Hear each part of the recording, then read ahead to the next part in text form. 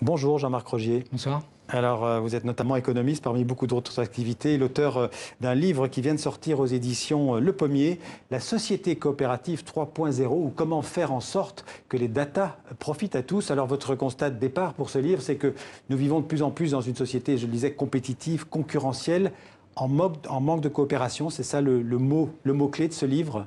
En manque de coopération, je crois que le constat, nous l'avons tous fait.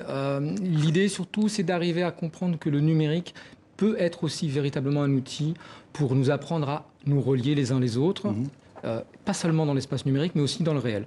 Et c'est prendre cette opportunité, certes de constater qu'aujourd'hui, il nous relie de manière parfois artificielle, mais qu'on peut aller beaucoup plus loin. Ouais.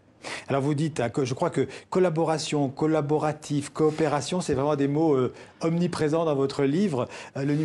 Pour vous, le numérique n'isole pas, en fait, il rapproche. Et vous dites, il porte un commun, un faire avec.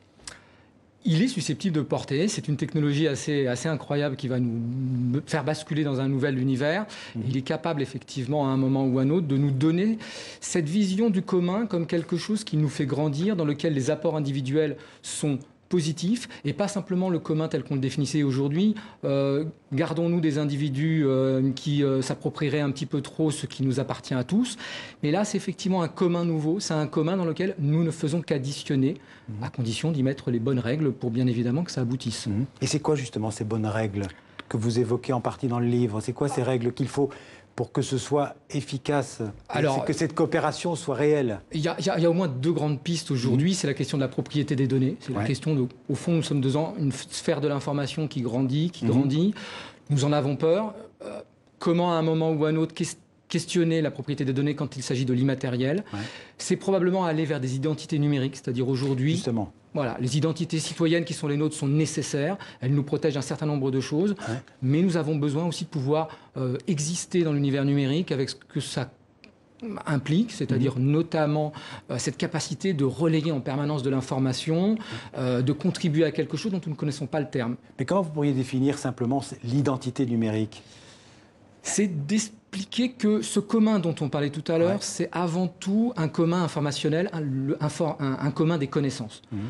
Nous faisons tous partie de ce même commun des connaissances et dans ce cadre-là, nous avons besoin d'être reconnus comme des émetteurs, comme des auteurs permanents d'informations, producteurs de données et faire en sorte que les données ne soient pas simplement appropriées par ceux qui les mettent en forme, les plateformes collaboratives aujourd'hui notamment.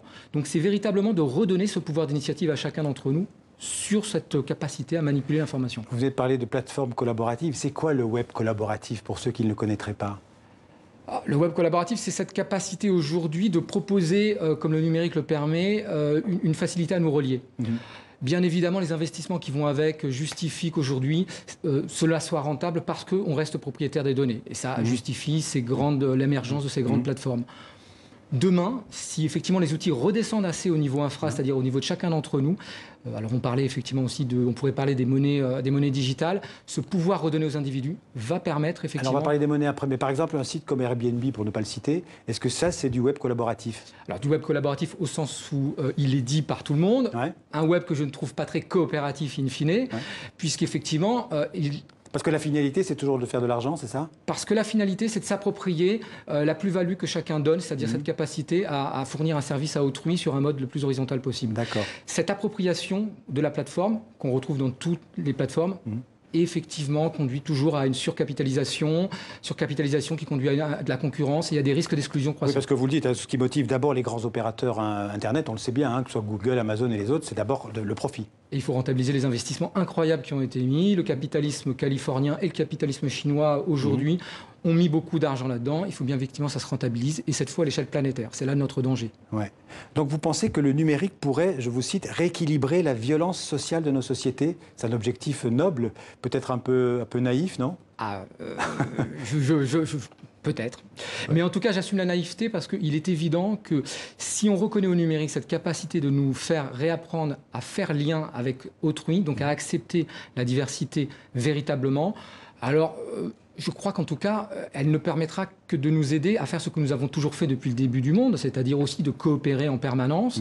Simplement, de la même manière qu'on a créé des règles pour apprendre à être en concurrence. On a des règles permanentes, les règles de la concurrence sont quelque chose donné. Je dis qu'il est possible de donner des règles à la coopération et ce faisant, mettre les deux systèmes de régulation à peu près à même hauteur. Mais qui fixerait ces règles? Le public, le privé? Les gouvernements? Je crois que l'opposition publique-privée est une opposition qui résulte du monde dans lequel nous sommes. L'État a été construit tel qu'il est aujourd'hui pour s'opposer à un moment ou à un autre à ces excès du privé. Je suis convaincu pour ma part que la coopération des individus va pouvoir créer des territoires nouveaux, des territoires justement propres aux identités dont on parlait, des territoires culturels, des territoires où les individus vont apprendre à se fédérer.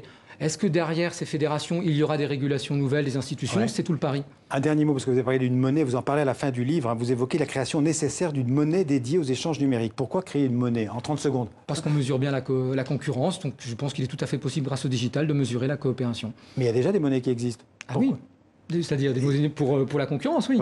Je pense qu'on a besoin de monnaie pour produire des connaissances, pour nous aider à un moment ou à un autre à travailler ensemble à une production de commun, comme vous le disiez au départ. Merci en tout cas pour tous ceux que la société coopérative 3.0 intéresse. Et je pense que vous le dites, on ne mesure pas toujours l'innovation radicale que représente la technologie numérique et ce qui nous attend dans les années à venir. Je renvoie à votre livre, donc Jean-Marc Rogier, aux éditions Le Pommier. Merci beaucoup.